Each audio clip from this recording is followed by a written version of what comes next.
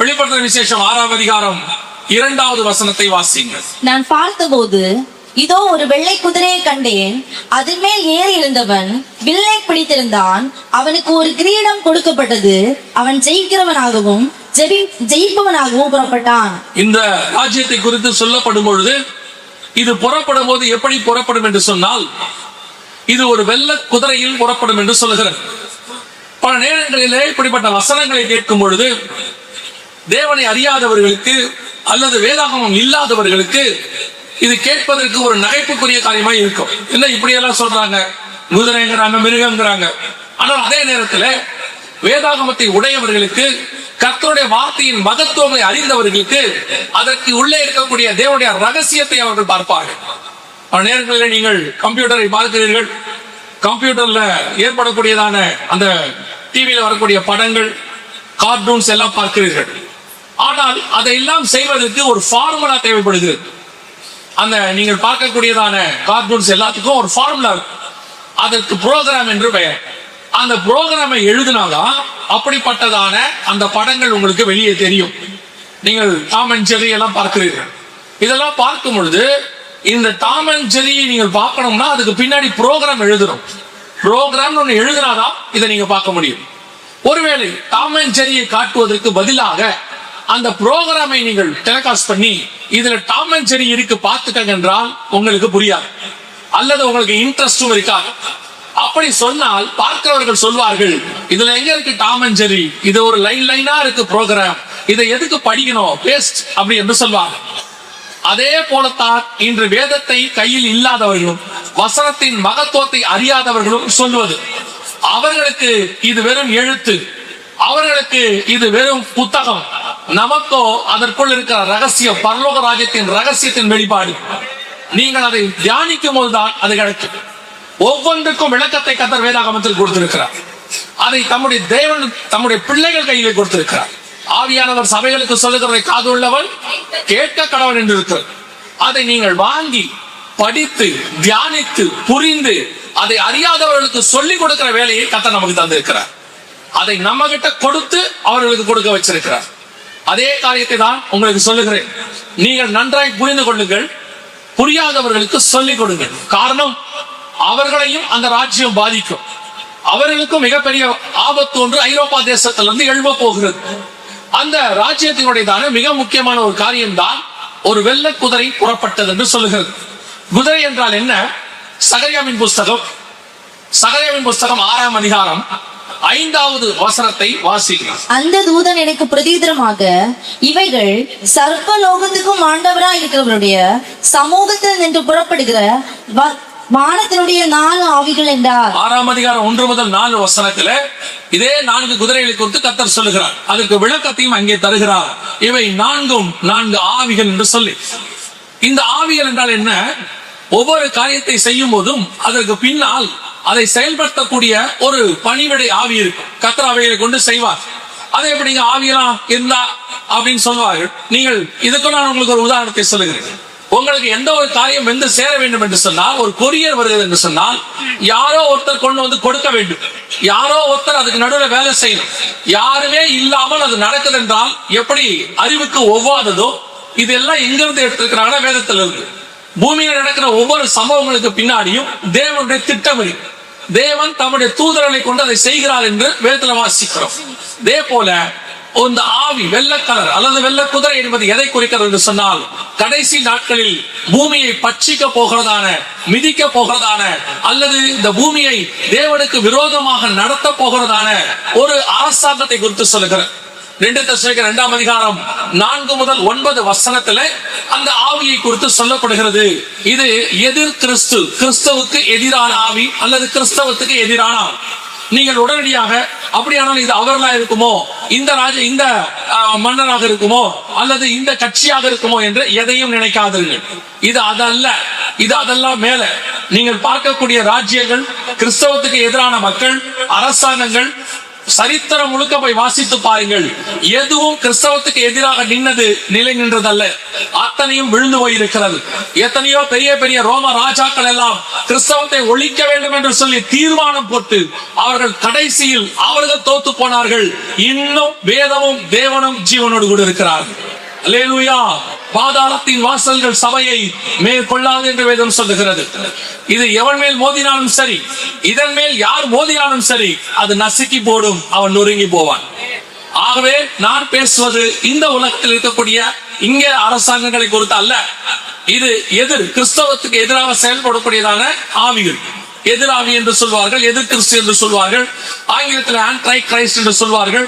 1 யோவான் 2:18 அந்தி கிறிஸ்து என்று வேதம் சொல்லுகிறது.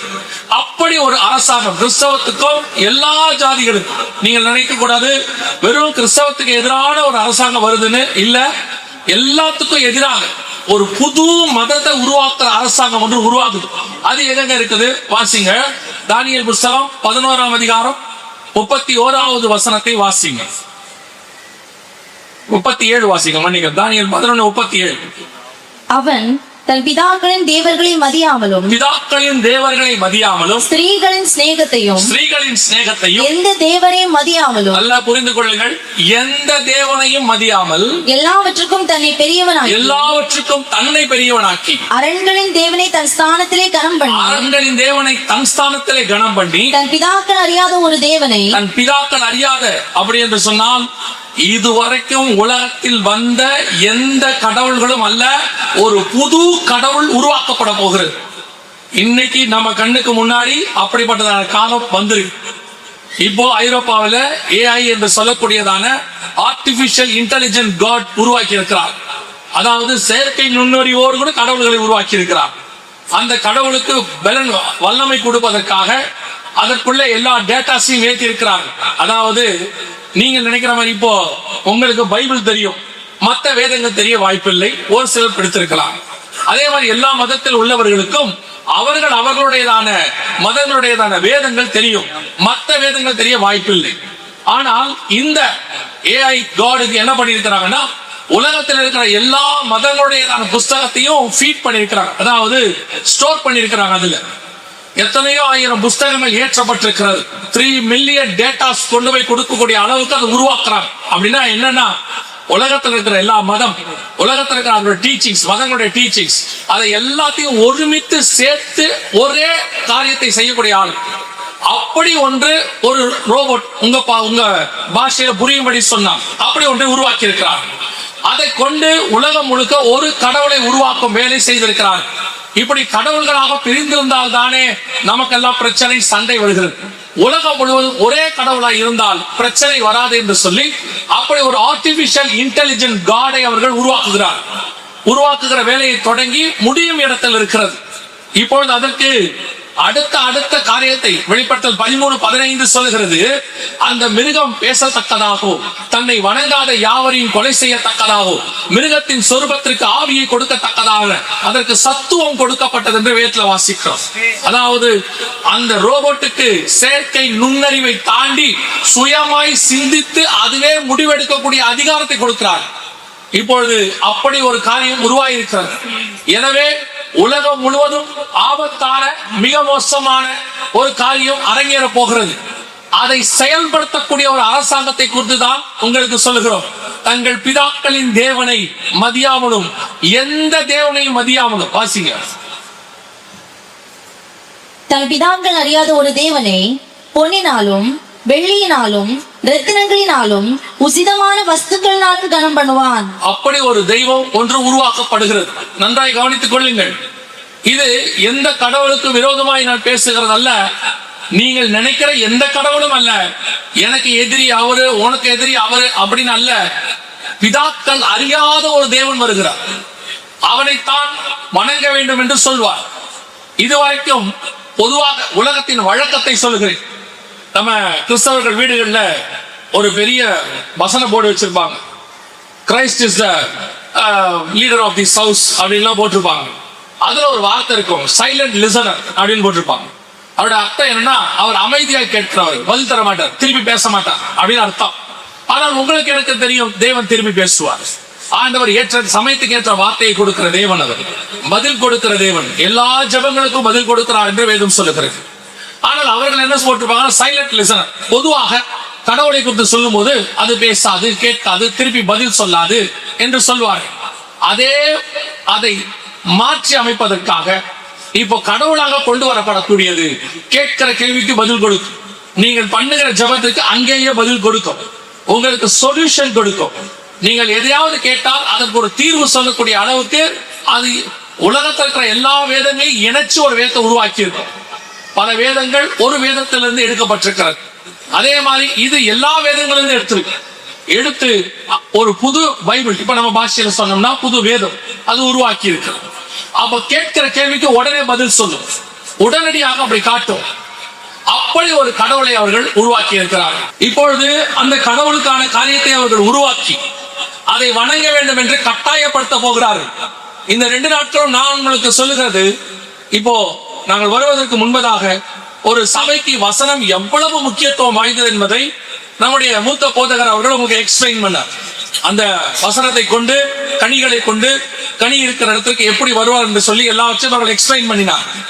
அந்த வசனத்துக்குள்ளாக எவ்வளவு இம்பார்ட்டன்ஸ் இருக்கிறது என்று சொல்லி பார்த்தீர்கள். ஆனால் இந்த 2 நாட்கள் நாங்கள் சொல்ல போகிறது, வசனத்தில் நீங்கள் உறுதியாக இருந்தால் அந்த வசனத்துக்குள் தான் இதெல்லாம் சொல்லப்பட்டிருக்கிறது. இனி உங்கள் வசனத்தை படிக்க விடாத காலம் ஒன்று வருகிறது, வசனத்து பஞ்சம் ஒன்று வருகிறது. அதையெல்லாம் தாண்டி ஒரு மிக மோசமான ஒரு ஸ்பிரிச்சுவல் வார்ஃபேர் என்று சொல்வார்கள், அது ஒன்று உருவாக போகிறது. இப்பொழுது அதை கொண்டு வரக்கூடிய அந்த அரசாங்கம், அதுதான் ரொம்ப முக்கியம். இதையெல்லாம் உங்களுக்கு இம்ப்ளிமெண்ட் பண்ண போறவங்க, இதை கட்டாயப்படுத்த போறவங்க, உங்களுக்கு தெரியும், ஒரு சட்டமோ அல்லது ஒரு காரியத்தை ஏற்ற வேண்டும் என்று சொன்னால் அதை ஏற்றுவதற்கு ஒரு ராஜாவோ அல்லது அரசாங்கமோ இருக்க வேண்டும். அவர்கள் தான் அதை கொண்டு வருவார்கள். அவர்கள் கொண்டு வந்து அதை மக்கள் மேல் திணிப்பார்கள். அதே மாதிரி இப்படிப்பட்ட காரியங்கள் வரப்போகிறது. அதுக்கான எல்லாத்தையும் ரெடி பண்ணி வச்சாச்சு. அதை கொண்டு வரக்கூடிய அரசாங்கம் தான் இப்பொழுது நம் கண்களுக்கு முன்பாக எழும்பி இருக்கிறது. இந்த அரசாங்கத்தை வைத்துக் கொண்டுதான் இப்ப நீங்க அதை பார்க்க போறீங்க. அந்த யூரோப்பில் இருந்து உருவாகக்கூடியதான அந்த மிக முக்கியமான காரியத்தை பார்க்க போகிறீர்கள்.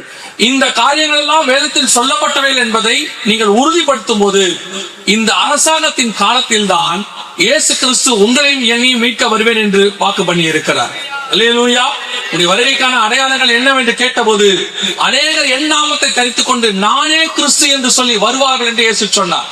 அதன் அடிப்படையில் இப்பொழுது அந்த கிறிஸ்துவுக்கு மாற்றாக வேறொரு தேவனை, உலகம் அறியாத ஒரு கடவுளை கொண்டு வந்து அதை நடைமுறைப்படுத்தி எல்லோரும் வணங்க வேண்டும் என்று சொல்லி வணங்காதவர்களை துன்பப்படுத்தக்கூடியதான உபத்திரவ காலம் ஒன்று வரப்போகிறது. அந்த அரசாங்கத்தை குறித்து தான் நீங்கள் இப்பொழுது பார்க்க போகிறீர்கள். வாசித்த 6ஆம் அதிகாரம் 2ஆம் வசனத்துல ஒரு அரசாங்கம் எழும்பும், அது வெள்ளை குதிரை என்று சொல்லி பார்த்தோம். அது ஒரு ஆவி, அந்தி கிறிஸ்துவின் ஆவி என்று சொல்லி நாம் பார்க்கிறோம். அது எழும்பும் போது எப்படி எழும்புமா? வெள்ளை குதிரையில் வரும் என்று வேதம் சொல்கிறது. இது ஒரு அடையாளம். வெள்ளை குதிரைனா வெள்ளை குதிரை வரும் என்று அர்த்தம் அல்ல, அதற்கு பின்னால் இருக்கக்கூடிய அந்த ரகசியம் அல்லது அதை பற்றின உண்மையை தெரிந்து கொள்ள வேண்டும். அது எதை குறிக்கிறது? நாம் எல்லோரும் அறிந்திருக்கிறபடி வெள்ளை குதிரை அல்லது வெள்ளை கலர் என்பது சமாதானம். உலகத்தை பொறுத்த வரைக்கும் சமாதானம் என்றால் வெள்ளைப்பொடி, உங்க எல்லாருக்கும் தெரியும். வேதம் சொல்லுகிறது கடைசி காலத்தில் எழும்பக்கூடிய அந்த ராஜ்யம் ஒரு சமாதானத்தை அறிவிக்கிறதாக புறப்படும். வசனத்துல இருக்கா அப்படின்னு கேட்டீங்கன்னா தானியேல் புஸ்தகம் 11ஆம் அதிகாரம் 21வது வசனத்தை வாசிங்க. அவன் ஸ்தானத்தில் அவமதிக்கப்பட்டவன் ஒருவன் எழும்புவான், இவனுக்கு ராஜ்யபாரத்தின் மேன்மையை கொடாதிருப்பார்கள். ஆனாலும் இவன் சமாதானமாய் நுழைந்து இச்சகம் பேசி ராஜ்யத்தை கட்டிக்கொள்வான். சமாதானமாய் நுழைந்து இச்சகம் பேசி ராஜ்யத்தை கட்டிக்கொள்வான். இந்த தீர்க்க தரிசனத்தின்படி ஒரு அரசாங்கம் பூமியை எழும்பியது 1949. அதற்கான விதை ஐரோப்பா தேசத்தில் போடப்பட்டது. வேதம் சொன்னபடி 10 நாடுகளோடு கூட, அதாவது 10 ராஜாக்களோடு கூட எழும்பினர். அந்த அரசாங்கம் எழும்பும் போது ஒரு வியாபார அமைப்பாக இருந்தது, யூரோப்பியன் எக்கனாமிக்கல் கமிட்டி என்று சொன்னார்கள்.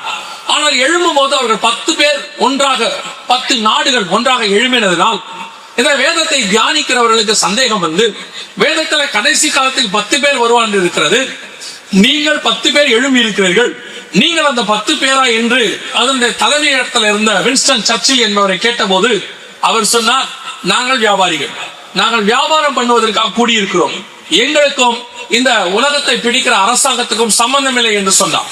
ஆனால் இன்னைக்கு அவர்கள் தான் உலகத்தை பிடிக்கிறவர்களை மாறி இருக்கிறார்கள். அந்த வெள்ள குதிரை அந்த அரசாங்கம் புறப்படும் போது சமாதானத்தை அறிவிக்கிறவனாய், அந்த வசனம் தெளிவா சொல்றது தானியேல் 11:21, அவன் ஸ்தானத்திலே அவமதிக்கப்பட்டவன் ஒருவன் எழும்புவான், அவனுக்கு ராஜ்யபாரத்தின் மேன்மையை கொடாதிருப்பார்கள், ஆனாலும் சமாதானமாய் நுழைத்து இச்சகம் பேசி ராஜ்யத்தை கட்டிக்கொள்வான். இந்த அரசாங்கம் 1949 ஆரம்பிக்கும் போது ஒரு வியாபார அமைப்பாய் ஆரம்பித்தாலும் 2012 அது ஒரு அரசாங்கமாக மாறி 2012 அதற்கு ஒரு மிக முக்கியமான அடையாளம் இந்த வசனம் 6:2 வெளிப்படுத்தல் விசேஷம் 100% நிறைவேறத்தக்கதாக அந்த அரசாங்கத்திற்கு சமாதானத்துக்கான நோபல் பரிசு கொடுத்தார். இந்த வீடியோவை கவனியுங்கள். Despite a year marked by one of the worst crises in decades and repeated scenes of social unrest across the continent, the European Union has been awarded the 2012 Nobel Peace Prize. The Norwegian Nobel Committee has decided that the Nobel Peace Prize for 2012 is to be awarded to the European Union. அவர் என்ன சொன்னாருன்னா 2012க்கான சமாதானத்துக்கான Nobel பரிசு European யூனியனுக்கு வழங்கப்படுகிறது என்று சொன்னார். இதுதான் அந்த European union எழும்பி இருக்கிற ராஜ்யம். வேதம் சொன்னபடி கரெக்டா 10 நாடுகள் வெஸ்டர்ன் யூரோப்பியன் யூனியன் என்று சொல்வார்கள். இதனுடைய தலைமைப்பிடத்துல சரியா 10 பேர் இருப்பார்கள். இந்த மாதிரி இவர்கள் தான் அந்த 10 பேர். இவர்கள் தான் அதனுடைய ஹெட் குவார்டர்ஸ்ல இருக்கிறார்கள். இவர்கள் தான் எல்லாவற்றையும் நிர்ணயிக்கிறவர்கள். இந்த 10 பேர் தான் இப்பொழுது உலகத்தின் வல்லமை அதிகாரம் எல்லாவற்றையும் தங்களிடத்தில் வைத்திருக்கிறவர்கள். கொஞ்சம் கொஞ்சமாக இவர்களுக்கு போகிறது. உங்களுக்கு சில நேரங்களிலே வெளியரங்கமாய் நடக்கிறதான காரியத்தை மட்டும் பார்ப்பீர்கள். அதற்கு பின்னால் நடக்கிற காரியத்தை பத்தி நாம் கவலைப்பட மாட்டோம். நீங்கள் ஒரு சின்ன ஒரு உதாரணம் சொல்றேன். உங்க கையில ஜிபே ஒன்று இருக்கிறது. இந்த ஜிபேல இருந்து பணம் அனுப்புறீர்கள். நீங்கள் உங்கள் அக்கௌண்ட்ல இருந்து அனுப்புகிறீர்கள். அதை இன்னொருத்தர் அக்கௌண்ட்டுக்கு அனுப்புகிறீர்கள். நடுவுல ஜிபே ஒரு கம்பெனி இருக்கிறது. கூகுள் பே கூகுள் ஒரு கம்பெனி இருக்கிறது. அது அவங்க கிட்ட போய் அவங்க கிட்ட போகிறது. அவ்வளவுதான். இப்படி போகிற போது நடுவுல என்ன ப்ராசஸ் இருக்கு, அதுக்கு நடுவுல என்னென்ன காரியங்கள் நடக்கு, நம்முடைய அக்கௌண்டோட டீடைல்ஸ் அவங்க கிட்ட இருக்கு, யாருக்கு அனுப்புறோமோ அவங்க அக்கௌண்ட் டீடைல்ஸ் அவங்க கிட்ட இருக்கு. இந்த கூகுள் கம்பெனி அல்லது ஜிபே நம்மளை எப்படி கண்ட்ரோல் பண்ணுது, இதை எதையுமே நம்ம கவனிச்சது கிடையாது. இதை எதை பத்தி நம்ம கவலைப்பட்டதும் கிடையாது. நம்மை பொறுத்த வரைக்கும் நம்ம பணம் அனுப்புறதுக்கு ஈஸியா இருக்கு, வசதியா இருக்கு, அனுப்பிட்டோம். ஆனா பின்னாடி என்ன நடக்குது நமக்கு தெரியாது. இதே மாதிரி தான் பல நேரங்களிலே இந்த காரியங்கள் எல்லாம் நடக்கும்போது இவைகளுக்கு பின்னால் என்ன இருக்கிறது நமக்கு தெரியாது. ஆனால் வேதாகமம் இவைகளை குறித்து நமக்கு தெளிவாய் சொல்லுகிறது. ஒரு அரசாங்கம் வரும், அது புறப்படும் போது சமாதானமாய் நுழையும். எப்படி நுழையுமா? சமாதானமாய் நுழையும். இந்த அரசாங்கம் யூரோப்பியன் யூனியனுக்கு சமாதானத்துக்கான நோபல் பரிசு கொடுத்தார்கள். என்ன காரணம் என்று கேட்டால், முதலாம் உலக யுத்தம், 2ஆம் உலக யுத்தம், இது ரெண்டும் ஐரோப்பா தேசத்திலிருந்து உருவானது. எனவே முதல் உலக யுத்தம், 2ஆம் உலக யுத்தம் ஐரோப்பாவிலிருந்து வந்ததுனால இன்னொரு உலக யுத்தம் வரக்கூடாதுன்னு சொல்லி இந்த 10 நாடுகளும் ஒன்றாக கூடி அவர்கள் யுத்தம் வராதபடிக்கு அவர்கள் அதை தடுத்தார்களாம். அதனால அவர்களுக்கு சமாதானத்துக்கான நோபல் பரிசு கொடுக்கப்பட்டதாக நோபல் கமிட்டி சொன்னுச்சு. அதனுடைய விளைவா. ஆனா நம்மளை பொறுத்த வரைக்கும் இது நமக்கான அடையாளம். நம் கண்களுக்கு முன்பாக வானசாஸ்திரிகளுக்கு நட்சத்திரம் என்றால் வேறு, ஆனால் நமக்கு யூதருக்கு ராஜா பிறந்திருக்கிறார் என்று அர்த்தம். அதே மாதிரி தான் அவர்களுக்கு காரணம் வேறு. நம்மை பொறுத்த வரைக்கும் வெள்ளை குதிரை சமாதானத்தை அறிவிக்கிறவர்கள் புறப்பட்டு விட்டார்கள். அதுல மிக முக்கியமாக அந்த வசனம் சொல்லுது, 6:2 சொல்லுகிறது, அந்த சமாதானத்தை அறிவிக்கிறதாக புறப்படக்கூடியதான அந்த வெள்ளை குதிரை அது என்ன செய்யுமா? அது ஒரு வில்லை பிடித்திருக்கும் என்று வசனம் சொல்லுது. அந்த வசனத்தை நீங்கள் வாசிக்கும் போது பார்க்கும் போது அவன் ஒரு வில்லை பிடித்திருந்தான் என்று வசனம் சொல்லுது. இங்க இருக்கு பாருங்க, ஒரு வில்லை பிடித்திருந்தான். வில் என்பது எதற்கான அடையாளமா இருக்கிறது? நான் எப்பவுமே ஒரு காரியத்தை நம்புகிறேன், அது உண்மையும் கூட. வேதாகமத்தில் சொல்லப்பட்ட ஒவ்வொரு காரியத்துக்கு பின்னாடியும் தேவனிடத்துல ஒரு விளக்கம் இருக்கு. ஒரு காரியத்தை கர்த்தர் நடுவில் மறைத்து வைத்திருப்பார். ஆனால் அதுக்கான விளக்கத்தை தேடி கண்டுபிடிக்கும்படி வைத்திருப்பார். நீங்கள் யூகிக்க வேண்டிய அவசியம் இருக்காது. ஏன்னா யூகிக்கவும் கூடாது. ஏன்னா இது ஆவியில எழுதப்பட்டது. நீங்க மாம்சத்துல யூகிச்சா தப்பாக போகும். அதனாலதான் தானியேல் ஒவ்வொரு வாட்டியும் ஆண்டவர்கிட்ட இது என்ன இது என்னன்னு கேட்பாரு. இந்த 10 கொம்புகள் என்ன, இந்த மிருகம் என்ன, இந்த 2 ஆட்டுக்கடா என்ன, ஆண்டவர்கிட்ட கேட்பாரு. அதனாலதான் தூதன் சொல்றான், நீ வேண்டிக் கொண்ட போதே உனக்கு பதில் வந்தது, நீ கேட்டது உனக்கு கொடுக்கப்பட்டது. காரணம், தானியேலுடைய ஞானத்துக்கு யூகிக்க முடியும். ஆனா அவர் சொல்றாரு, கர்த்தருடைய திட்டத்தை யூகிக்கிற அளவுக்கு உங்களுக்கு எனக்கு என்ன இல்ல, ஞானம் கிடையாது. அது கர்த்தருடைய ஞானம், அறிவு என்கிற ஐஸ்வர்யம். எனவே இதுக்கான விளக்கங்கள் எல்லாம் இந்த வேதத்திலேயே இருக்கும். நீங்க தேடி கண்டுபிடிச்சு வாசிச்சீங்கன்னா மட்டும் போதும், ஆண்டவர் அந்த விளக்கத்தை விட்டு கொடுத்துருவார். இந்த வில் என்பது எதற்கான அடையாளமா இருக்கிறது? வாசிங்கள். ஆதியாகமத்தின் புஸ்தகம் 9ஆம் அதிகாரம் 13வது வசனத்தை வாசிங்க. ஆதியாகமம் 9:13 வாசிங்க. நான் என் வில்லை மேகத்தில் வைத்தேன், அது எனக்கும் பூமிக்கும் உண்டான உடன்படிக்கைக்கு அடையாளமா இருக்கும். வில் என்பது ஒரு அடையாளம், உடன்படிக்கைக்கான அடையாளம். இந்த உடன்படிக்கைக்கான அடையாளம் என்பது யாரை குறிக்கிறது? வில் என்பது யாரை குறிக்கிறது? இயேசு கிறிஸ்துவை குறிக்கிறது. ஏன்னா அவர் தான் மேகத்தின் மேல் வருகிறவர். அவரைத்தான் என் வில்லை மேகத்தில் வைத்தேன். அதோட அர்த்தம் என்ன? நான் உலகத்தை அழிக்க நினைக்கும் பொழுது நான் இந்த வில்லை பார்ப்பேன், மேகத்தை பார்ப்பேன். ஆண்டவர் எப்பெல்லாம் உலகத்தை அழிக்கணும்னு நினைக்கிறாரோ அப்பெல்லாம் இயேசு கிறிஸ்து நமக்காக மன்றாடுகிறார் என்று சொல்லி பார்க்கிறோம். வாக்கு கடங்காத பெருமூச்சிகளோட விண்ணப்பங்களை ஏறெடுக்கிறார் என்று சொல்லி பார்க்கிறோம். அந்த வில் என்பது மேகத்தில் வைக்கப்பட்டது, இயேசு கிறிஸ்துக்கான அடையாளம். அதுதான் அவர் போகும்போது ஒரு மேகம் அவரை எடுத்துக்கொண்டது என்று அப்போஸ்தலர் நடவடிக்கைகள் 1ஆம் அதிகாரத்தில் வாசிக்கிறோம். அதே மாதிரி திரும்பி வரும்போது இது மேகமுடனே அவர் வருகிறார். மேகத்தில் போய் மேகத்தில் வருவார். அந்த மேகத்தில் வைக்கப்பட்ட வில் இயேசு. ஆனால் இவன் என்ன செய்வானா, அப்படியே இயேசு கிறிஸ்துவுக்கு மாடலை ஒன்று உருவாக்குவார். அவன் ஒரு உடன்படிக்கையை உண்டாக்குவான். இயேசு எப்படி உடன்படிக்கைக்கு அடையாளமோ இவன் ஒரு உடன்படிக்கையை உண்டாக்குவான். இதை கொண்டு வந்து ஜனங்கள் மத்தியிலே அவன் பரப்புவான். இந்த உடன்படிக்கையை ஜனங்களிடத்திலே செய்வான். இதை எப்படி நீங்க சொல்றீங்க, அவன் உடன்படிக்கை செய்வான் பைபிள் இருக்குதா? வில்லு உடன்படிக்கை இருக்கு, ஆனா அந்தி கிறிஸ்து அல்லது அந்த அரசாங்கம் உடன்படிக்கை செய்யும் வேதம் சொல்லுதா அப்படின்னு கேட்டீங்கன்னா வாசிங்கள். தானியேல் புஸ்தகம் 9ஆம் அதிகாரம் 27வது வசனத்தை வாசிங்க. தானியேல் 9:27 வாசிங்க. அவர் ஒரு வாரம் அளவும் அநேகருக்கு உடன்படிக்கையை உறுதிப்படுத்தி அந்த வாரம் பாதி சென்ற போது பலியையும் காணிக்கையும் ஒழிய பண்ணுவார். அவர் ஒரு வாரம் அளவும் அநேகருக்கு உடன்படிக்கையை உறுதிப்படுத்தி என்று சொல்லுகிறார்.